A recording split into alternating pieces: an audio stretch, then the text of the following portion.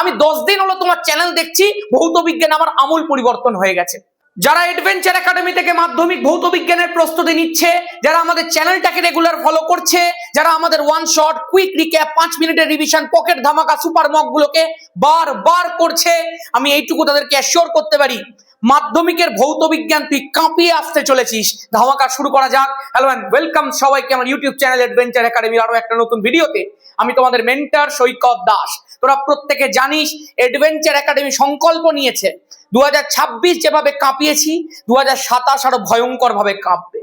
27-এর প্রস্তুতি একদম শুরু থেকে, ফার্স্ট সামেটিভ কাঁপাবো, সেকেন্ড সামেটিভও কাঁপাবো, টেস্ট পরীক্ষা কাঁপাবো, মাধ্যমিক এমনি কেঁপে যাবে। চল শুরু করা যাক। আজকে আমাদের এখানে পুজো হচ্ছে, মাইকের কিছু আওয়াজ আসতে পারে, সেই কারণে একটুখানি বুঝে নিস ব্যাপারটা ভাই, আমি ওটাতে কিছু করতে পারবো না। আর চল, আমাদের সুপার মক 1, 2, 3 সব শেষ, ওয়ান শট সব দিয়ে দিয়েছি। ফার্স্ট সামেটিভ পরীক্ষা কেঁপে যাবে তো, 4 নম্বর সুপার মক শুরু করা যাক। তোরা প্রত্যেকেই জানিস, যারা যারা ভৌত বিজ্ঞানের সমস্যার মধ্যে ছিলি, যারা আমাকে প্রথম থেকে জানিয়েছিলি যে দাদা সব হচ্ছে ভৌত বিজ্ঞান হচ্ছে না, তারাও এখন 180 ডিগ্রি টার্ন নিয়ে নিয়েছে ভাই, তারা এখন সব পারছে। অনেক গার্জিয়ান আমাকে ফোন করেছেন, ভৌত বিজ্ঞানে তাদের আমূল পরিবর্তন, এগুলো শুনে ভালো লাগছে। চলো শুরু করা যাক। রেগুলার প্র্যাকটিস যেমনি আমরা করছি এমনি চালাতে থাকবো।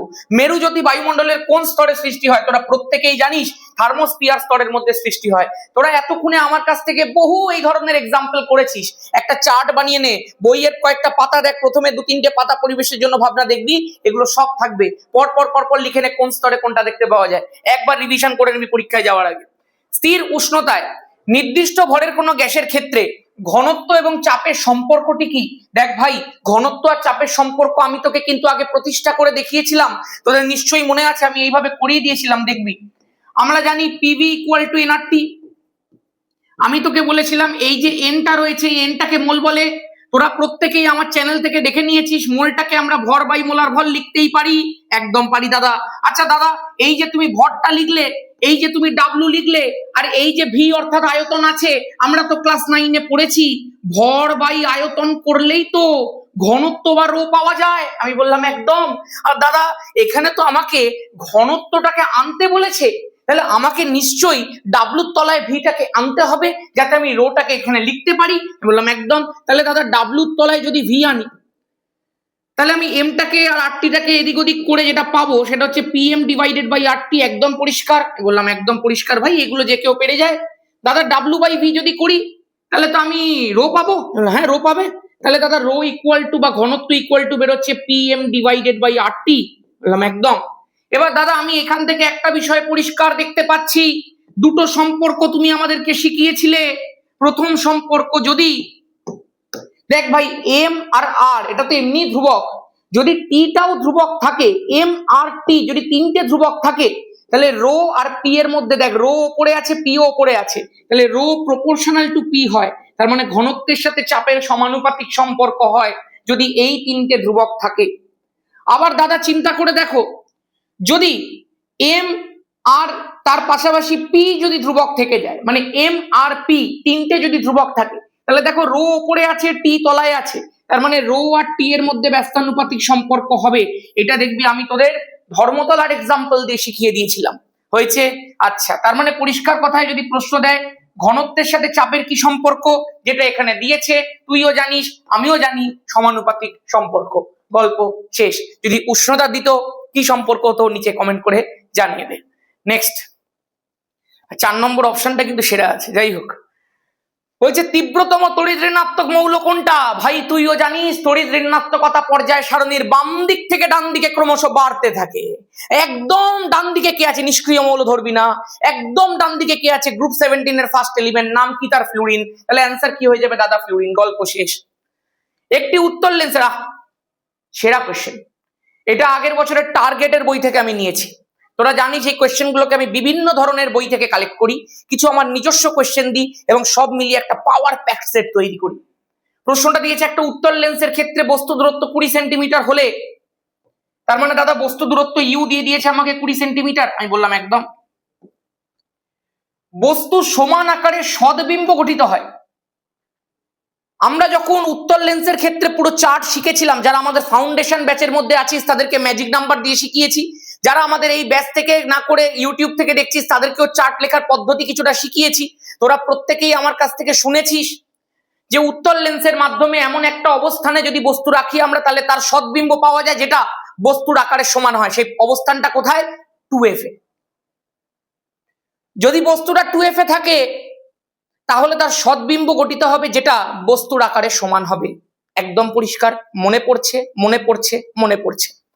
দাদা, বস্তু সমান আকারের সদ্বিম্ব গঠিত হয়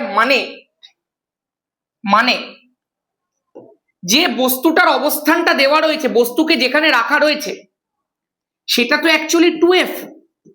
কারণ 2f এ যদি বস্তু থাকে তখনই 2f এ প্রতিবিম্ব গঠিত হয়, আর প্রতিবিম্বটা সদ অবশীর্ষ আর বস্তুর আকারে সমান হয়।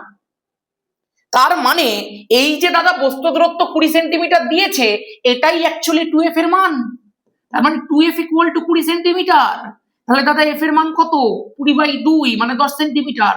তাহলে ফোকাস দূরত্ব কত? ফোকাস দূরত্ব 10 সেন্টিমিটার। আশা করব প্রত্যেকের কাছে একদম পরিষ্কার। 3 গ্রাম অক্সিজেন গ্যাসের জন্য অবস্থার সমীকরণ কি হতে চলেছে ভাই? অবস্থার সমীকরণ মানে দাদা PV ইকুয়াল টু nRT এর মধ্যে বসিয়ে দাও। দাদা ভর দিয়ে দিয়েছে, তার মানে W/mRT করতে হবে। আমি বললাম একদম। দাদা গ্যাস কি দিয়েছে? আমি বললাম অক্সিজেন দিয়েছে। অক্সিজেনের জন্য m এর ভ্যালু কত? না স্বাভাবিকভাবে 32 গ্রাম পার মোল। এই কালি কেন পড়ছিস না বদমাস?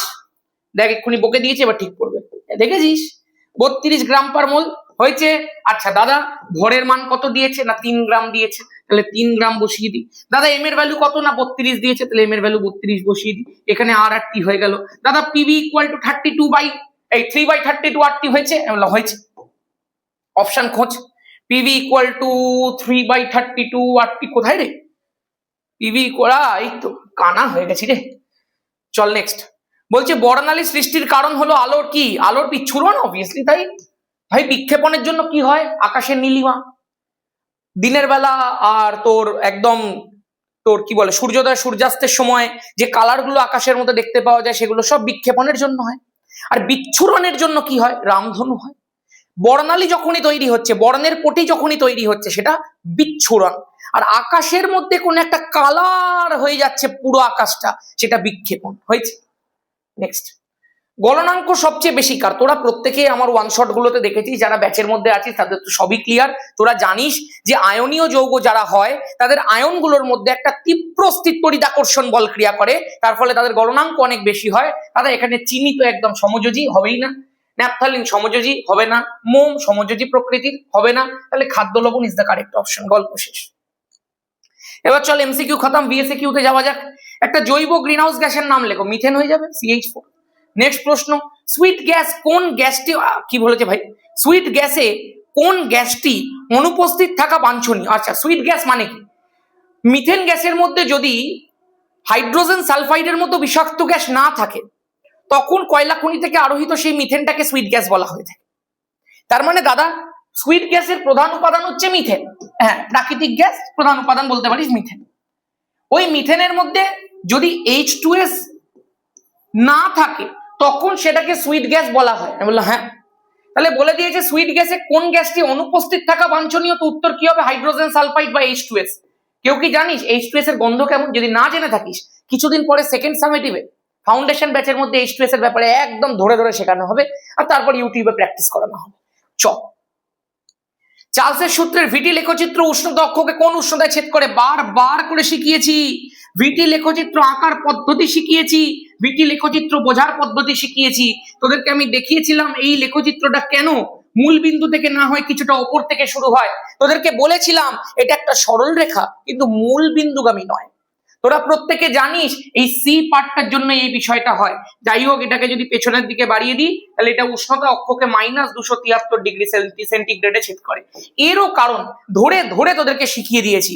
যারা চ্যানেলে নতুন এসেছিস প্রত্যেকটা ভিডিও দেখে নে ভাই আগের গুলো, তুই ফিজিক্যাল সায়েন্সে প্রো হয়ে যাবি।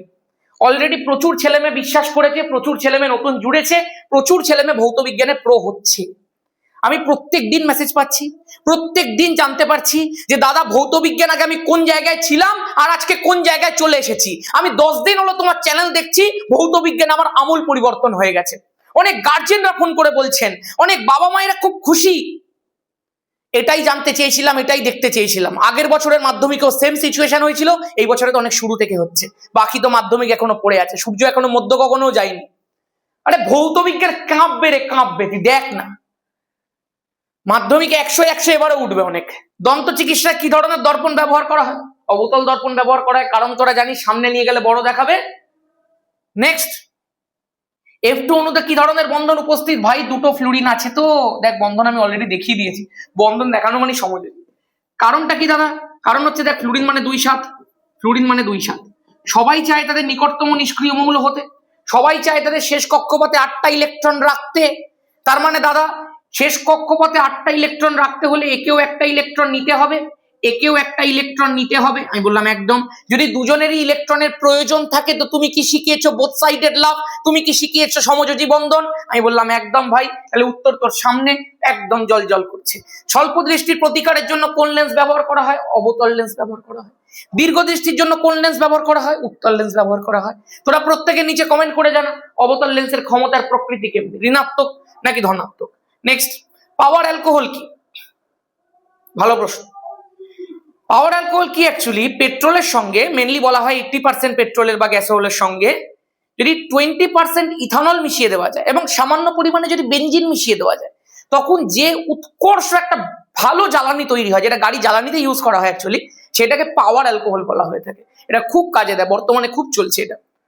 কোনো বস্তুকে সাদা আলোতে সবুজ দেখায় কিন্তু লাল আলোতে কালো দেখায়। আচ্ছা আচ্ছা ভাই, বস্তুটির প্রকৃত বর্ণ কি? খুব ভালো প্রশ্ন, কিন্তু খুব ইন্টেলেকচুয়াল প্রশ্ন। কোনো একটা বস্তুকে সাদা আলোতে সবুজ দেখাচ্ছে, তার মানে কি? তার মানে সে সবুজ বাদে বাকি সবকটা বর্ণকে নিজের মধ্যে শোষণ করছে আর সবুজটাকে প্রতিফলন করছে। যেই সবুজ বর্ণটা যেটা প্রতিফলিত করছে সেটাই তো চোখের মধ্যে এসে পৌঁছাচ্ছে, ফলে তুই তাকে সবুজ দেখতে পাচ্ছিস। সবসময় খেয়াল রাখবি, কোনো একটা বস্তু তার প্রকৃত কালারকে কোনোদিন শোষণ করে না। ওই বস্তুটা তুই সবুজ দেখতে পাচ্ছিস, তার কারণ ওই বস্তুটা সবুজ কালারকে প্রতিফলিত করেছিল। আর ও সবুজ কালারকে প্রতিফলিত করছে মানে ও অ্যাকচুয়ালি নিজে সবুজই ছিল। ও সবুজ বাদ দিয়ে বাকি সবকে শোষণ করছে, কারণ ও নিজে সবুজ, ও সবুজ আর দরকার নেই, ওই জন্য সবুজটাকে ছেড়ে দিচ্ছে। ওই সবুজটা তুই দেখতে পাচ্ছিস, সেই কারণে একদম অস্বাভাবিক কিছু নয় সেই বস্তুটার কালার সবুজ। আর যেহেতু সবুজ, সেই কারণে তুই যখন ওটাকে লাল আলোতে নিয়ে গেছিস, ও লাল আলোটাকে শোষণ করে নিয়েছে। তুই কোনো আলোই আর ওখান থেকে প্রতিফলিত হতে দেখছিস না, ফলে তুই বস্তুটাকে কালা দেখছিস। ঠিক আছে। সেলসিয়াস আর কেলভিন স্কেলে একই উষ্ণতার মান যথাক্রমে টি ডিগ্রি সেলসিয়াস এবং টি কেলভিন হলে এদের মধ্যে সম্পর্ক লেখো। এই এ কি প্রশ্ন ভাই? তোরা আমাকে একটা প্রশ্নের উত্তর দে দেখি নিচে কমেন্ট সেকশন। 30 ডিগ্রি সেলসিয়াস ও 300 কেলভিনের মধ্যে কোনটা বড়? এই প্রশ্নটা বারবার দেয়, আমি এই প্রশ্নটাকে করছি, ওটার উত্তর তুই এমনি পেয়ে যাবি। খেয়াল করে দেখ, তোরা কখনো বলিস মানুষের সঙ্গে গরুর তুলনা করিস? কোনোদিন করিস না তো। গরুর সাথে ভেড়ার তুলনা করিস, যে এই ভেড়াটা এমনি এই গরুটা এমনি, কোনোদিন বলিস না। আমরা গরুর সাথে গরুর তুলনা করি, ভেড়ার সাথে ভেড়ার তুলনা করি, মানুষের সাথে মানুষের তুলনা করি। তুই বলিস কখনো যে আমার বন্ধুটা 40 পেয়েছে আর ওই গরুটা 30 পেয়েছে? বলিস না তো। অনেকে বলে, বাট মজা করে বলে, তাই না? তার মানে দাদা, সমজাতীয় জিনিসের মধ্যেই কেবলমাত্র তুলনা হতে পারে, সমান জিনিসপত্রের মধ্যেই তুলনা হতে পারে। দেখো, এখানে ডিগ্রি সেলসিয়াস আছে আর এখানে কেলভিন আছে। ডিগ্রি সেলসিয়াসের সঙ্গে কেলভিনের এককের একদম পার্থক্য আছে, এককটা সেম নয়। তো এককটা যদি সেম না হয় তাহলে এই দুজনের মধ্যে কম্প্যারিজন করা যাবে না। আগে দুটোকে সেম ইউনিটে আনো। কি করে আনবো না, 30 ডিগ্রি সেলসিয়াস যেটা আছে সেটাকে কেলভিনে নিয়ে যেতে গেলে 273 দিয়ে যোগ করে দাও। তাহলে 273 যখনই যোগ করবো, এটা কত হয়ে যাবে বল? 303 কেলভিন হয়ে যাবে। দাদা, এই 303 কেলভিনটা 300 কেলভিনের থেকে বড় দেখছি? আমি বললাম একদম। তার মানে 303 কেলভিনটা যেটা থেকে এসছে মানে 30 ডিগ্রি সেলসিয়াস, সেটাও 300 কেলভিনের থেকে বড়। আমি বললাম একদম। নে, তোর উত্তরটাও পেয়ে গেছিস কিন্তু। নেক্সট, চলো ভিএসএ কিউ শেষ। এবার এসএ কিউ টাইপের প্রশ্ন। আদর্শ গ্যাস আর বাস্তব গ্যাস। আচ্ছা, আমি একটুখানি আগে না দেখবো রেকর্ডিংটা পারফেক্ট হচ্ছে কিনা, তারপরে এটা শুরু করি। রেকর্ডিং পারফেক্ট হচ্ছে ভাই। চলো, আদর্শ গ্যাস আর বাস্তব গ্যাসের মধ্যে দুটি পার্থক্য লেখো। তোরাও জানিস ভাই, বহুবার পড়ানো হয়েছে। আদর্শ গ্যাস যারা হয় তারা যে কোনো অবস্থায় আদর্শ গ্যাসের সমীকরণ পিভি ইকুয়াল টু এনআরটিটাকে মেনে চলে। আর যারা বাস্তব গ্যাস হয় তারা কিন্তু কেবলমাত্র উচ্চ উষ্ণতা নিম্ন চাপেই আদর্শ গ্যাসের মতো আচরণ করে, সমস্ত অবস্থায় আদর্শ গ্যাসের মতো আচরণ করে না, বা সমস্ত অবস্থায় এটাকে মেনে চলে না। হয়েছে। দ্বিতীয়, আদর্শ গ্যাসের অণুগুলোর মধ্যে কোনো আন্তঃআণবিক আকর্ষণ বা বিকর্ষণ বল নেই, সেই জন্য তাদের কোনো স্থিতিশক্তিও নেই। কিন্তু বাস্তব গ্যাসের মধ্যে আন্তঃআণবিক আকর্ষণ বল রয়েছে, এই জন্যই তারা আদর্শ আচরণ থেকে বিচ্যুতি দেখায়। হয়ে গেল তো। আচ্ছা, এখানে আরেকটা বলি, আদর্শ গ্যাসের অণুগুলোর আয়তন পাত্রের আয়তনের তুলনায় নগণ্য, কিন্তু বাস্তব গ্যাসের অণুগুলোর একটা সসীম আয়তন আছে। হয়েছে। নেক্সট, বেলুনে ফু দিলে তার চাপ ও আয়তন দুই বাড়ে, এক্ষেত্রে বয়েলের সূত্র কি লঙ্ঘিত হয়? বয়েল কি বলেছিলেন? বয়েল বলেছিলেন আয়তন প্রপোর্শনাল টু 1/চাপ। তার মানে যদি চাপ বাড়ানো হয় তো আয়তন কমে যাওয়ার কথা। বাট তুই চিন্তা করে দেখ, একটা অপরটার বিপরীত। যদি বেলুনের আয়তনটা বাড়ে তাহলে বেলুনের চাপ কমার কথা, আবার যদি বেলুনের মধ্যে চাপ বাড়ে তো আয়তনটা কমার কথা। মানে যেটা বাড়বে উল্টোটা কমার কথা। আমরা যখন বেলুনটার মধ্যে ফু দিচ্ছি, বেলুনের ভেতরে বায়ুর চাপ বাড়ছে, তো যদি চাপ বাড়ে তাহলে আয়তনটা কমে যাওয়ার কথা, কিন্তু দেখা যাচ্ছে বেলুনটা ফুলে যাচ্ছে, মানে আয়তনটাও বাড়ছে, চাপও বাড়ছে, আয়তনও বাড়ছে, চাপও বাড়ছে, আয়তনও বাড়ছে। এটা কি করে হতে পারে? হ্যাঁ, বয়েলকে 5-6টা গালাগালি দেওয়ার আগে ভালো করে মন দিয়ে শোন। বিজ্ঞানী বয়েল তার সূত্র দেওয়ার সময় বলেছিলেন যে আমার সূত্র তখনই অ্যাপ্লিকেবল হবে যখন গ্যাসের ভর আর গ্যাসের উষ্ণতা ধ্রুবক থাকবে। তুই যখন বেলুনের মধ্যে ফু দিচ্ছিস, গ্যাসের ভরটা কি স্থির আছে? নেই তো। তাহলে সেখানে বয়েলের সূত্র কি প্রযোজ্য? না তো। তাহলে লঙ্ঘিত হওয়ার কি কোনো প্রশ্ন ওঠে? না তো। আবার কেন প্রশ্ন করছিস? চল পরেরটায় যাই। উত্তল লেন্সকে অভিসারী লেন্স বলে কেন দাদা? আরে উত্তল লেন্স বেচারা কি করবো, একই প্রশ্ন একে নিয়ে বারবার, এও ফ্রাস্ট্রেটেড হয়ে গেছে যে অ্যাডভেঞ্চার একাডেমি আমাকে কতবার একই প্রশ্নের মধ্যে নিয়ে আসছে। আগের বারও দিয়েছিলাম উত্তল লেন্সকে বিবর্ধক কাজ হিসেবে ব্যবহার। খেয়াল কর, এটা আবার একটা উত্তল লেন্সের প্রশ্ন। প্রত্যেকেই তোরা জানিস উত্তল লেন্সের প্রধান অক্ষের সমান্তরালে যদি রশ্মি আসে অবশ্যই অ্যারো দিতে হবে, অ্যারো ছাড়া আঁকলে পুরো জিরো পেয়ে যাবে। এই উত্তল লেন্সের প্রধান অক্ষের সমান্তরালে আসা রশ্মিগুচ্ছ উত্তল লেন্স দ্বারা প্রতিসরণের পর প্রধান অক্ষের উপর একটা বিন্দুতে গিয়ে মিলিত হয়। এই বিন্দুর মধ্যে যেটা মিলিত হলো সেটাকে আমরা ফোকাস বলে থাকি। আর যেহেতু প্রধান অক্ষের সমান্তরালে আসা রশ্মিগুচ্ছ প্রধান অক্ষের উপর একটা বিন্দুতে মিলিত হচ্ছে, মিলিত হওয়া মানে অভিসার হওয়া, অভিসারীর জন্য এটাকে অভিসারী লেন্স বলা হয়ে থাকে। এগুলো সব তোরা জানিস। এখন রৈখিক বিবর্ধন কাকে বলে? রৈখিক বিবর্ধনটা কিন্তু কোথাও না কোথাও শিখিয়ে দিয়েছি, ব্যাচে তো অবশ্যই করিয়েছি। রৈখিক বিবর্ধনকে এম দিয়ে প্রকাশ করা হয়। এটা অ্যাকচুয়ালি কি, তোরা প্রত্যেকে দেখেছিস বিভিন্ন অবস্থানের জন্য একটা বস্তু দূরত্ব পাওয়া যায়, একটা প্রতিবিম্ব দূরত্ব পাওয়া যায়, প্রতিবিম্বের একটা দৈর্ঘ্য পাওয়া যায়, বস্তুর একটা দৈর্ঘ্য পাওয়া যায়। কোনো সময় প্রতিবিম্ব বড় হয়, কোনো সময় বস্তু বড় হয়, কখনো বস্তু ছোট হয়, প্রতিবিম্ব ছোট হয়, এই চলতে থাকে। রৈখিক বিবর্ধনটা অ্যাকচুয়ালি দুটো ভাবে প্রকাশ করা যায়। প্রথম প্রকাশটা হচ্ছে প্রতিবিম্বের দৈর্ঘ্য ডিভাইডেড বাই বস্তুর দৈর্ঘ্য। আর এর আরেকটা প্রকাশ আছে, সেই প্রকাশটা হচ্ছে প্রতিবিম্বের দূরত্ব। তার মানে হচ্ছে লেন্সের একদম আলোক কেন্দ্র থেকে অথবা দর্পণের মেরু থেকে প্রতিবিম্বটা কত দূরে আছে। তাহলে প্রতিবিম্বের দূরত্ব ডিভাইডেড বাই বস্তু দূরত্ব হয়েছে, এই হচ্ছে প্রকাশ। তাহলে তুই যখন বলবি তখন কি বলবি? প্রতিবিম্বের দৈর্ঘ্য এবং বস্তুর দৈর্ঘ্যের অনুপাতকে রৈখিক বিবর্ধন বলে, অথবা প্রতিবিম্বের দূরত্ব এবং বস্তু দূরত্বের অনুপাতকে রৈখিক বিবর্ধন বলে। হয়েছে। রৈখিক বিবর্ধনের একক বলো তো আমাকে নিচে কমেন্ট করে। এর মান কখন এক অপেক্ষা কম হয়? এইটা কিন্তু একটা ভালো প্রশ্ন। তোরা প্রত্যেকে, আমি 3টে সমীকরণ তোকে দেখাচ্ছি, 3টে ভগ্নাংশ দেখাচ্ছি। দেখ তো 3টে ভগ্নাংশকে একটু ভালো করে খেয়াল করো।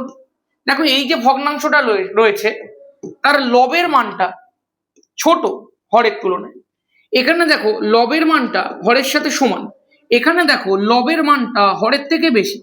3টে সমীকরণের রেজাল্ট চিন্তা করে দেখ। এটা হচ্ছে 0.9, এটা হচ্ছে 1, এটা হচ্ছে 1.1। দাদা এই 0.9 এর মানটা একের থেকে ছোট,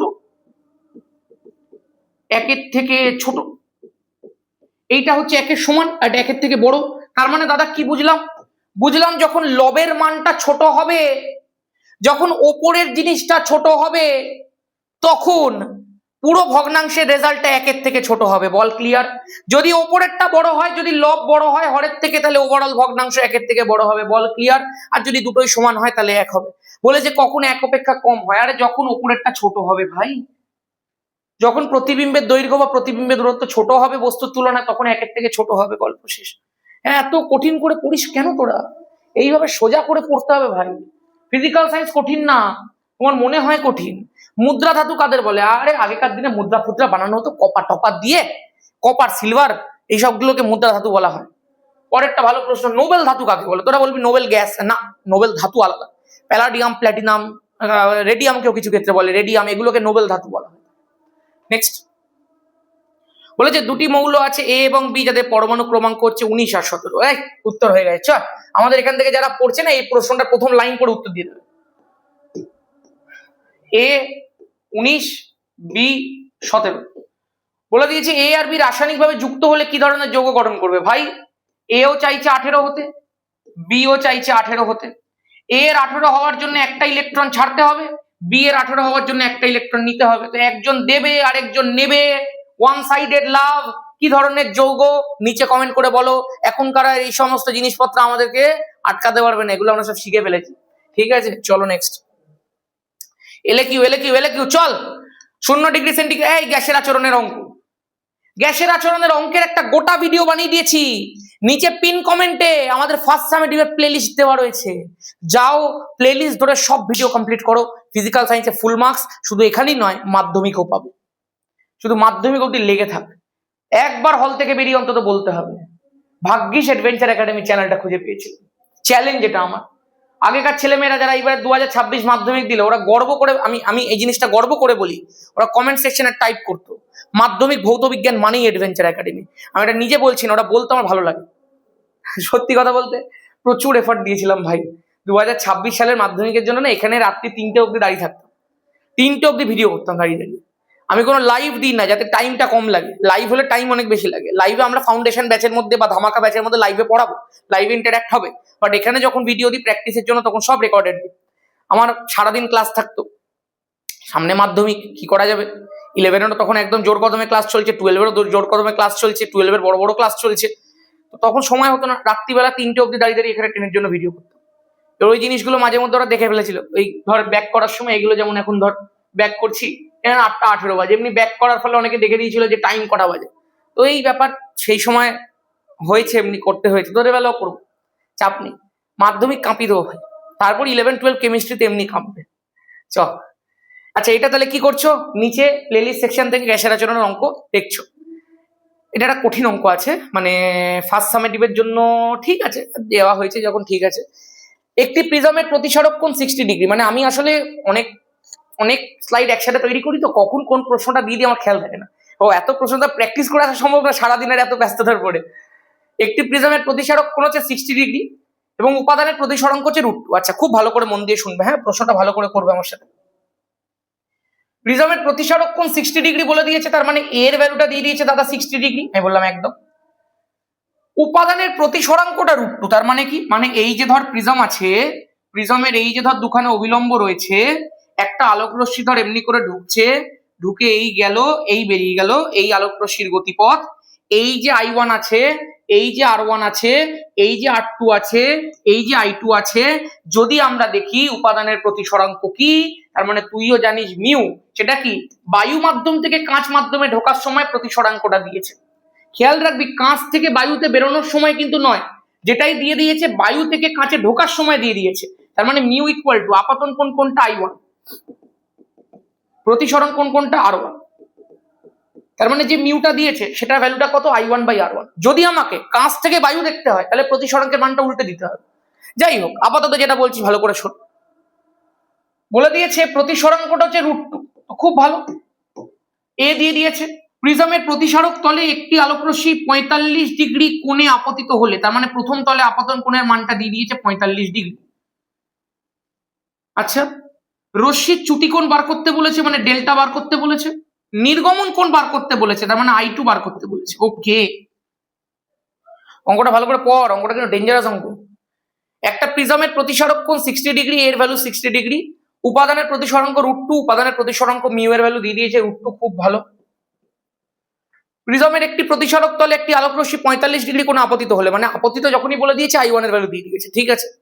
রশ্মির চ্যুতি কোণ ও নির্গমন কোণ নির্ণয় করে, এটা ইউজুয়ালি আমরা ফাউন্ডেশন ব্যাচের মধ্যে করাই না, এটা মাধ্যমিকের জন্য ধামাকা 2.0 ব্যাচের মধ্যে করাই এই টাইপের অঙ্কগুলো। যখন আমরা অঙ্ক গোড়া থেকে একদম ধরে ধরে শেখাই প্রত্যেকটা জায়গায়। আমরা এবার আলোর অঙ্ক করেছি আমাদের ব্যাচে, গ্যাসের আচরণ দিয়েছি ইউটিউবে। অমনি ফাউন্ডেশন ব্যাচে প্রত্যেকটা চ্যাপ্টারের আবার ধরে ধরে ধরে ধরে অঙ্ক শেখানো হবে, চলো তড়িৎ, গ্যাসের আচরণ, আলো, তাপ, সব। এবং এই ব্যাচটা হচ্ছে মেনলি মাধ্যমিক ফোকাসড, এই ধরনের প্রশ্ন, স্ট্যান্ডার্ড প্রশ্ন। চল দেখা যাক। তোরা প্রত্যেকে জানিস মিউ ইকুয়াল টু কি হবে, সাইন I1/sin R1 হবে, একদম পরিষ্কার। দাদা মিউ এর ভ্যালুটা কত দিয়ে দিয়েছে না √2 দিয়ে দিয়েছে। সাইন I1 কত, সাইন 45°। সাইন R1 কত, ও হো R1 তো দেয়নি, তো চলো R1 আগে বার করি। R1 দিয়ে দিলে কি আর অঙ্ক হতো, তাই না? Sign R1 equal to sign 45 এর ভ্যালু কত ভাই? তোরা যদি না ভ্যালু জানিস 23.2 অঙ্কের চ্যাপ্টার খোল, ওখানে ভ্যালু টেবিল আছে, ওখান থেকে দেখ একটু। সাইন 45 এর ভ্যালু 1/√2, আর √2 তলায় এলো, তার মানে 1/√2 আবার চলে এলো। √2 যদি তলায় আসে তাহলে 1/√2 হয়েই আসবে কোনাকুনি কোণ। তাহলে দাদা এখানে 1/2 হচ্ছে, এখানে চলে এলো সাইন R1। এবার আমরা এখান থেকে পরিষ্কার ভাবে জানি এই যে 1/2 রয়েছে, সাইন যদি কাটতে হয় তাহলে কিভাবে কাটতে হয় দেখে নে। 1/2টা কিসের ভ্যালু? না সাইন 30 ডিগ্রির ভ্যালু। তার মানে দুদিক থেকে সাইন এলিমিনেট হবে, কাটবি না, দেখাবি না, জাস্ট মনে মনে ভাববি R1 এর ভ্যালুটা কত হয়ে গেল? 30 ডিগ্রি হয়ে গেল। গল্প শেষ, গল্প শেষ। অনেকের ত্রিকোণমিতি হয়নি, তাদের একটু সমস্যা হতে পারে। Mu equal to sine R1 by sine R1 আছে, মিউ এর ভ্যালু √2 দেওয়া আছে, I1 এর ভ্যালু 45 ডিগ্রি দেওয়া আছে, R1 এর ভ্যালু কিছু দেওয়া নেই। R1 এর ভ্যালুটা বার করলাম, নিচে √2 গুণ হয়ে 2 হয়ে গেল, তাহলে 1/2 sine R1 equal to sine 30 degree, R1 এর ভ্যালু 30 ডিগ্রি হয়ে গেল। যখনই R1 এর ভ্যালু চলে এলো, আমরা জানি A ইকুয়াল টু, আমাদেরকে দেখ নির্গমন কোণ বার করতে দিয়েছে, তার মানে আমাকে দ্বিতীয় তলটার মধ্যে যেতে হবে। দ্বিতীয় তলে যাবো কি করে? একটা ফর্মুলা দেখবি প্রিজমের প্রমাণ করার সময় আমি শিখিয়েছি বারবার করে, একটা ফর্মুলা বারবার করে শিখিয়েছি। যারা ফাউন্ডেশন ব্যাচে আছিস তারা প্রত্যেকেই নিশ্চয়ই প্রমাণের সময় মনে করতে পারছিস, বাকি যারা যে জায়গা থেকেই পড়েছিস তারা নিশ্চয়ই শিখেছিস প্রিজমের প্রমাণ, চ্যুতিকোণ বার করা। সেখানে মধ্যিখানে এই একটা ফর্মুলা তোরা পেয়েছিস, A equal to R1 plus R2। আমি যখন আমার ফাউন্ডেশন ব্যাচে পড়িয়েছি আমি ওদেরকে এই ফর্মুলাটা হাইলাইট করতে বলেছিলাম এটার কাজ কিন্তু তুই পরে দেখতে পাবি। এর ভ্যালুটা কত? 60 ডিগ্রি হয়েছে। R1 এর ভ্যালুটা কত ভাই? R1 এর ভ্যালু কত দিল? কত বেরোলো? 30 ডিগ্রি। 30 ডিগ্রি বেরিয়ে গেল। তাহলে R2 এর ভ্যালুটাও 30 ডিগ্রি বেরোবে, পরিষ্কার কথা। তাহলে R2 এর ভ্যালু বেরিয়ে গেল 30 ডিগ্রি হয়েছে। তার মানে দ্বিতীয় তলে আমি কিন্তু একটা জায়গায় চলে এলাম, দ্বিতীয় তলের আপাতন কোণটাই বের করে নিতে পারলাম। দ্বিতীয় তলটার মধ্যে আলোক রশ্মিটা যে কোণে আপতিত হচ্ছে, এই দেখ R2 কোণে তো দ্বিতীয় তলের মধ্যে আপতিত হচ্ছে আলোক রশ্মিটা, তাই না? সেটা আমি পেয়ে গেলাম। এবার দ্বিতীয় তল থেকে যে নির্গমন কোণটা আছে I2, সেটা কি করে বার করব? না আবারও প্রতিসরাঙ্ক লাগাবো, কিন্তু এইবারে প্রতিসরাঙ্কের মানটা একটু অন্য দেবো কিন্তু, ঠিক আছে? এইবারে ধর আমি বলছি, আগের বারে প্রতিসরাঙ্কের মান দিয়ে দিয়েছিল আমাকে √2, কিসের জন্য দিয়েছিল? বায়ু থেকে কাঁচ। এবারে আমার আলোক রশ্মি যাচ্ছে কোথায় বল? কাঁচ থেকে বায়ু, তাহলে প্রতিসরাঙ্ক √2 ছিল, ওটাকে লিখবো কি? 1/√2 হয়েছে। আপাতন কোণ কত? সাইন R2 দ্বিতীয় তলে। প্রতিসরণ কোণ কত? Sign I2। দাদা আর দিয়ে তো প্রতিসরণ, আরে ওইসব কোনো ব্যাপার না ভাই, দ্বিতীয় তলে R2 কোণই তো আপতিত হচ্ছে, বেরোচ্ছে তো I2 কোণ, তাহলে R2টাই তোমার আপতন কোণ, গল্প শেষ। এবার দাদা 1/√2 আছে, সাইন R2 মানে সাইন 30 ডিগ্রি আছে, সাইন I2 আছে। আমি দেখতে পাচ্ছি I2 যদি ওপরে উঠে যায়, সাইন 30 মানে 1/2 হবে, √2টা কোনাকুনি গুণ হয়ে ওপরে উঠে যাবে, হয়েছে। তার মানে এই হয়ে গেল। দেখ তোরা জানিস কিনা জানি না, এটাকে করণীয় নিরসন বলা হয়। যেই যে 2টা রয়েছে সেটা অ্যাকচুয়ালি কি √2 গুণ √2 লেখা যায়, এটা অনেকেই জানিস নিশ্চয়ই, কারণ যদি √2 গুণ √2 করি তাহলে √√ গুণ হয় বড় রুট, আর 2 আর 2 ভেতরে চলে গেল, দুটো 2 থাকলে একটা 2 বেরোবে, তাহলে √2 গুণ √2 করলে কি হয়ে যায় বল? 2 হয়ে যায়, গল্প শেষ হয়ে গেল, ঠিক আছে? তাহলে দাদা এই যে তুমি 2টা লিখেছো, নিচে যে 1/2টা লিখেছো, এই 2টাকে আমরা লিখতে পারি না √2 গুণ √2? বললাম একদম লিখতে পারি। আর ওপরে কি রয়েছে? √2 রয়েছে, √2 কেটে গেল, তাহলে পড়ে থাকলো কি? 1/√2 হয়েছে। দাদা চিন্তা করে দেখো, সাইন I2 এর ভ্যালুটা বেরোচ্ছে 1/√2, আর আমরাও জানি 1/√2 মানে সাইন 45 ডিগ্রি, তার মানে I2 এর ভ্যালুটা বেরিয়ে গেল 45 ডিগ্রি। আমি বললাম একদম, নির্গমন কোণ বেরিয়ে গেল। দাদা নির্গমন কোণ যদি বেরিয়ে যায়, ও চ্যুতি কোণ বার করতে আর কতক্ষণ? I1 plus I2 minus A। তো ডেল্টার ভ্যালু যখন করব, I1 এর ভ্যালু কত? 45 ডিগ্রি, I2 এর ভ্যালু কত? 45 ডিগ্রি, মাইনাস এর ভ্যালু কত? 60 ডিগ্রি। 45 45 90 থেকে 60 বাদ দে তো 30 ডিগ্রি চ্যুতি কোণের মান নিয়ে, গল্প শেষ। ভালো অঙ্ক। এই স্পিড রাখতে হবে ভাই, স্পিড এটাই রাখতে হবে, দিস ইজ কনসেপ্ট।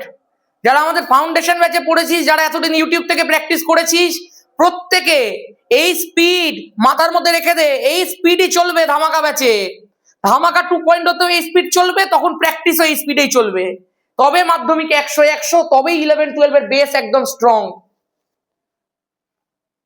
যারা নতুন যুক্ত হচ্ছিস চ্যানেলে, অভ্যাস কর ভাই, অভ্যাস কর। অ্যাডভেঞ্চার একাডেমি এইভাবেই চলে, আর তোকে নিজেকে অ্যাডভেঞ্চার একাডেমির সাথে তাল মেলাতেই হবে, মাধ্যমিক ভৌত বিজ্ঞান কাঁপাতেই হবে। অবতল লেন্স দ্বারা কোনো বস্তুর প্রতিবিম্ব গঠনের রেখাচিত্র অঙ্কন করে দেখাও। দেখাও, প্রতিবিম্বের অবস্থান, প্রকৃতি, আকার সম্পর্কে লেখো। অনেকে আমাকে বলছিস যে দাদা আলোর আকার দাও, আলোর আকার কিছু করো, আলোর আকার কিছু করো। আমরা ব্যাচের মধ্যে আলোর আঁকা করিয়েছি। আলোর আঁকা বেশিক্ষণ লাগে না, যদিও সবার মোটামুটি আলোর আঁকা না সবাই পারে, ওই জন্য আমি ইউটিউবে দিই না সত্যি বলতে। আর ইউটিউবে আঁকার কি মেকানিজম তো কিছু নেই, হাতে জাস্ট দেখাতে হবে। মোটামুটি সব জায়গাতে আলোর আঁকা শেখানো হয়, তো তোরা বলিস যদি করে দিতে পারি সেটা অসুবিধা নেই। অবতল লেন্স দেখা যাক, চল। অবতল লেন্স, এরকম অবতল লেন্স, এই অবতল লেন্স। আমি জাস্ট একটু রাফ ড্রয়িং দেখাচ্ছি একটা। ধর আমি বস্তুটাকে এখানটায় রেখেছি, আর আমি বস্তুটাকে এখানটায় রাখলাম। এবার তুইও জানিস আমিও জানি তো এটা উন্মেষ আছে। আমি একটু ফোকাস টোকাস গুলো করি, মাপ নিয়ে করতে বলি আমি। এটাকে মোটামুটি 2 সেন্টিমিটার দূরে আনতে বলি আলোক কেন্দ্র থেকে। এটা ফোকাস, এটা একটা ফোকাস হয়েছে। এবার কি হয় এখানে মেনলি দেখ, আমি সবসময় এখানে একটা জিনিস আগে থেকে করে রাখতে বলি, সেটা হচ্ছে ফোকাস থেকে মোটামুটি মেপে নিয়ে একটা আলোক রশ্মি এমনি করে টেনে রাখবে। এখানে তো ধর পুরো প্রপার হচ্ছে না, মানে হাতে যেহেতু করছি, একটা আলোক রশ্মি না মোটামুটি ভাবে ফোকাস থেকে নিয়ে এরকম ভাবে টেনে রাখবে। এতে কি হবে, সুবিধা হবে। এই টেনে রাখলি হলো। এইবার তুই এখান থেকে টান, এই গিয়ে এই কর।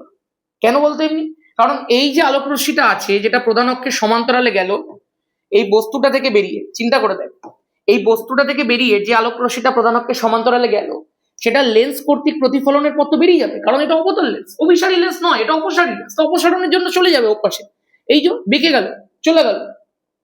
কিন্তু এইটা অ্যাকচুয়ালি মনে করা হবে কোথা থেকে আসছে না, প্রধান অক্ষের উপর একটা বিন্দু থেকে আসছে, যে বিন্দুটাকে আমরা কি বলি, ফোকাস বলি। সেই জন্য আমি বললাম একটুখানি এই বিষয়টা মেপে করবি, যাতে তুই যখন পেছনের দিকে বাড়াবি যাতে সেটা ফোকাস থেকেই আসে, আশা করতে পারি আমার কারণটা বোঝা গেছে। এইগুলোই শিখতে হয়। আর দ্বিতীয়টা কোথা থেকে যাবে বল, দ্বিতীয়টা যাবে হচ্ছে আলোক কেন্দ্র থেকে। হয়েছে, এই যে দুটো সংযোগ স্থলে তুই যে একটা জায়গায়, যে এই জায়গাটা যে পেলি, একটা ইন্টারসেকশন পয়েন্ট যে তুই পেলি, এই পয়েন্টটাতে যে প্রতিবিম্বটা তৈরি হলো, এই পুচকে প্রতিবিম্বটা, এটাই তোর দরকার ছিল, এটাই তোর বস্তুর প্রতিবিম্ব। হয়েছে, ব্যাস, আর কিচ্ছু না, এটাই নিয়ম ছিল। তো এখান থেকে অ্যারো দিয়ে দাও, এই অ্যারো চলে গেছে, চলে গেছে। তুই নাম দিয়ে দে, এম ও এম ড্যাশ নাম দিয়ে দে, বস্তুর নাম দিয়ে দে, পি কিউ প্রতিবিম্বের নাম দিয়ে দে, পি ড্যাশ কিউ ড্যাশ, বাকি সব লেখা টেখা তোরা জানিস কি লিখতে হয়, ঠিক আছে।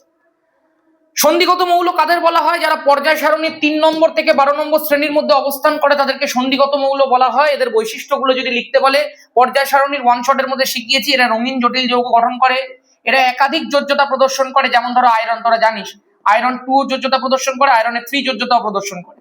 যেমন ধরো কপার, কপারও নিচে দেখো প্লাস যোজ্যতা আর 2 প্লাস যোজ্যতা দুটোই প্রদর্শন করে, মানে 1 আর 2। কিউব প্লাস কিউবিক, আয়রন আবার ফেরাস ফেরিক, মানে বিভিন্ন একাধিক যোজ্যতা তুই দেখতে পাস। 3 নম্বর বলতে পারি যেদের ডি উপকক্ষ অনুপস্থিতি, ডি উপকক্ষের ব্যাপারটা ক্লাস 11 কেমিস্ট্রিতে গিয়ে শেখাবো। ব্যাস, এবার হচ্ছে কি নিক্টোজেন মৌল কাদের বলে। নিক্টোজেন মৌল হচ্ছে গ্রুপ নাম্বার 15 এলিমেন্টস গুলোকে নিক্টোজেন বলা হয়। নাইট্রোজেন, ফসফরাস, অ্যান্টিমনি, তোরা প্রত্যেক আর্সেনিক, অ্যান্টিমনি, বিসমাথ, এই যে জিনিসগুলো শিখিয়েছি, nitrogen, phosphorus, arsenic, antimony, bismuth. আমি মজার ছলে পড়ানোর জন্য বলি, যদি একটা স্টুডেন্ট এটা আবিষ্কার করেছিল, আমি তার থেকে শিখেছিলাম। বলে nitrogen Nepal, phosphorus Pakistan, S মানে আর্সেনিকটা হচ্ছে তো আফগানিস্তান, এসবি মানে সবাই, আর ডিআই মানে ভিখারি। নেপাল, পাকিস্তান, আফগানিস্তান সবাই ভিখারি। যদিও এটা কেবলমাত্র পড়ানোর জন্য সেই স্টুডেন্টটা আবিষ্কার করেছে, এটার সাথে বাস্তবের কোনো মিল নেই। তবে হ্যাঁ, একজন সত্যিই সেটা, একজন সত্যিই সেটা, তাই না? বাকিরা নয় অবশ্যই, বাকিদের জাস্ট পড়ানোর জন্য মজা করে বলেছিল, সেটা বাস্তবের সাথে কোনো অবশ্যই মিল নেই। এবার এটা হয়ে গেল। আচ্ছা, এদের নামকরণের কারণটা কি? নামকরণের কারণটা মেনলি হচ্ছে যে নিক্টোজেন কথাটা মানে হচ্ছে শ্বাসরোধকারী গ্যাস উৎপাদক। তুই যদি নাইট্রোজেন পূর্ণ একটা জায়গার মধ্যে যাস, তুই নিঃশ্বাস প্রশ্বাস চালাতে পারবি না। তোর অক্সিজেন বা কার্বন ডাই অক্সাইড লাগবে নিঃশ্বাস প্রশ্বাসের জন্য। নাইট্রোজেন দিয়ে হবে না, তাহলে নাইট্রোজেন যুক্ত জায়গায় দম আটকে যাবে। শ্বাসরোধকারী গ্যাস উৎপাদক, ওই জন্য এদেরকে নিক্টোজেন বলা হয়। আশা করতে পারি ক্লিয়ার আছে। সব শেষ, গল্প শেষ, সুপারমক 4ও শেষ। 4টে সুপারমক করলাম। যতদিন সময় আছে ততদিন অ্যাডভেঞ্চার একাডেমি তোদের সাথে লেগে থাকবে। 5 মিনিটের রিভিশন তোদের প্রত্যেকের কথায় আসছে, কালকেই আসছে। আর 5 মিনিটের রিভিশন সম্পর্কে অনেকে একটু ভুল ধারণা রেখেছিস। 5 মিনিটের রিভিশন কোনো চ্যাপ্টার ওয়াইজ হয় না, পুরো মিক্সড হয়। মিক্সড 25 থেকে 30 খানা কোয়েশ্চেন 5 মিনিটের মধ্যে ডিসকাস হয়। আজকের মতো এখানেই। সবাই ভালো থাকিস, সুস্থ থাকিস। আর যারা চাইছিস আমাদের ফাউন্ডেশন ব্যাচ, ধামাকা ব্যাচের ব্যাপারে জানতে, আমি আগের বছরে একটাই মাত্র ব্যাচ বার করেছিলাম, সেটা ছিল ধামাকা ব্যাচ, যেটা শুধুমাত্র অগাস্ট থেকে জানুয়ারি অবধি চলেছিল। যেটা ফুল সিলেবাসের ব্যাচ ছিল। বাট এই বছরে আমরা যেটা ঠিক করেছি, আমরা বেসিক থেকে একদম শেখাবো। প্রথমে যে ব্যাচটা করেছি সেটা হচ্ছে ফাউন্ডেশন ব্যাচ, তারপরে যেটা আসবে সেটা হচ্ছে ধামাকা 2.2। খেয়াল করে দেখিস, আগের বছরের ব্যাচটার ফিস ছিল ওয়ান টাইম 999, এই বছরে জাস্ট সেই ফিসটাকে দুটো পার্টে ভেঙে দেওয়া হয়েছে। ফাউন্ডেশন ব্যাচের ওয়ান টাইম ফিস রাখা হয়েছিল 499 টাকা, আর যারা ফাউন্ডেশন ব্যাচে থাকবে তাদের জন্য ধামাকা ব্যাচের ফিস হবে 599 টাকা, বাকিদের জন্য 200 টাকা বেশি হবে। ঠিক আছে, এটা কিন্তু ওয়ান টাইম ফিস, এটা মান্থলি ফিস নয় ভাই, একবার দিতে হবে তোকে। পুরো ফিজিক্যাল সায়েন্সের দায়িত্ব আমার। যারা যারা সেকেন্ড সামেটিভে ফাউন্ডেশন ব্যাচে অ্যাডমিশন নেবে তাদের জন্য ফিসটা থাকবে 399। তুমি কিন্তু প্রথম থেকে সব ক্লাসই পেয়ে যাবে। জাস্ট আমাকে একটা মেসেজ করবে আমার 6289360364 নাম্বারে। কি মেসেজ করবে? Foundation batch second summative. First সামেটিভের জন্য আর অ্যাডমিশন নেওয়া হচ্ছে না, সেকেন্ড সামেটিভ থেকে আবার অ্যাডমিশন নেওয়া হবে এপ্রিলের 10 তারিখ থেকে। ঠিক আছে, সেই কারণে যারা যারা অ্যাডমিশন নিতে চাও সেই সময় মেসেজ করবে, অ্যাডমিশন হয়ে যাবে। তোমাদের ইউটিউবের মধ্যে আমি জানিয়ে দেবো এসে। ঠিক আছে, কোনো ব্যাপার না। আর এই ধামাকা ব্যাচটা কি, এটা মেনলি শুরু হবে অগাস্ট থেকে, আফটার সেকেন্ড সামেটিভ শুরু হবে নেক্সট ইয়ার জানুয়ারি, বা যতদিন মাধ্যমিক না হচ্ছে তার আগে পর্যন্ত চলবে।